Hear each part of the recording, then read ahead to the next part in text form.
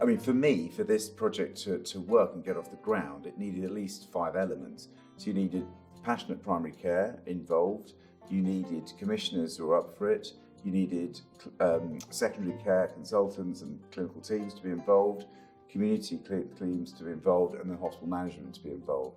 And often, whatever good work you're trying to do will involve more work for primary care teams, so that will need a resource, because most primary care teams are quite overstretched. So if there's a way of getting commissioners to provide some funding, which then allows either clinicians time or indeed having HCAs or nurses employed, that's important. But I think also having the opportunity at forums, so I made sure that at GP Forum, at Islington GP Forum, I'd have the opportunity to talk to people about what we were doing and why we were doing it. So then there's been buy-in. Well, I think the first thing is that leadership, which is both clear and accepted by people, is really important, especially when you're going through perhaps some tricky moments of implementation. It's also incredibly important to lead from the front. Leadership for changes like this requires a really deep knowledge of your local context.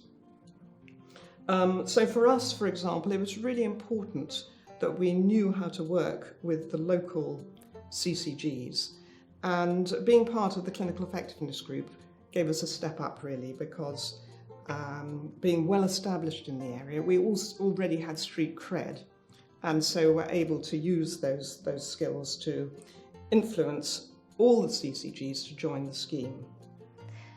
So I guess there's a couple of things. So first of all, it's really important to have sort of senior level buy-in, so senior stakeholders championing the project, but also almost giving people permission to be involved in this kind of stuff.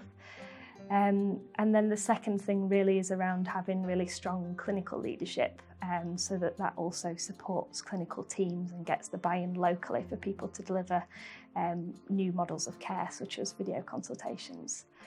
And then I guess the third thing linked to that is it's really important to kind of allow devolved leadership in some of these projects, because I think the danger is that if you run this from a sort of top-down perspective, you miss the insight that clinical teams locally can bring, and so you don't want to be too kind of prescriptive about how people approach these projects, and you want to give people opportunities to innovate locally because they understand their patients best.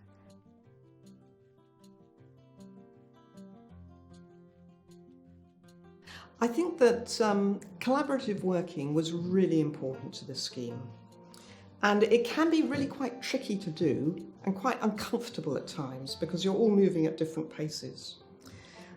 And I think that collaborative work is really helped by making sure you've got enough time for face-to-face meetings and not trying to do this kind of thing by email. I think one of the things about collaborative work is that it's incredibly important to align the goals of management and the goals of clinicians. And if you don't align them well, you'll get a mismatch and people won't be comfortable working.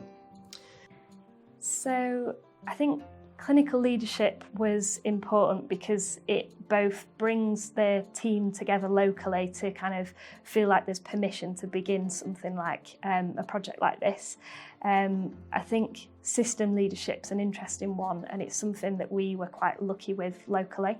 I think in projects like the video consultations project, systems leadership has been really important because we work in systems which often have incentives that work against us to innovate, for instance through tariff payment models, and that can often act as a barrier.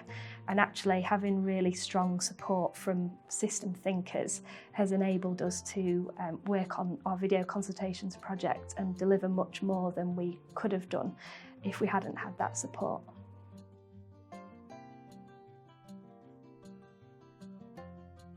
So to overcome barriers and challenges, we found it was really important to have engaged with professional groups right across the board. So and developing really strong relationships with those professional groups. So whether that's with having ICT leadership around the technology and implementing that locally, through working with our information governance team who You know, without them, we wouldn't have managed to achieve as much as we have, but also support from managerial leaders too, because again, we're changing models of care in a way. So we need all those professional groups to support.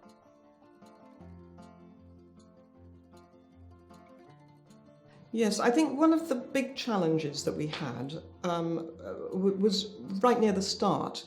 It took us a year to get a community EMIS system into the London Hospital. And a part of the reason for that was that the aims of the IT department weren't aligned with the nature of this project. And we had a lot of frustrating time spent without being able to meet people and negotiate properly. And it was only really solved when we were able to mobilise senior management within the hospital in order to help IT see that this did align with the values and what the hospital was wanting to be doing in the future.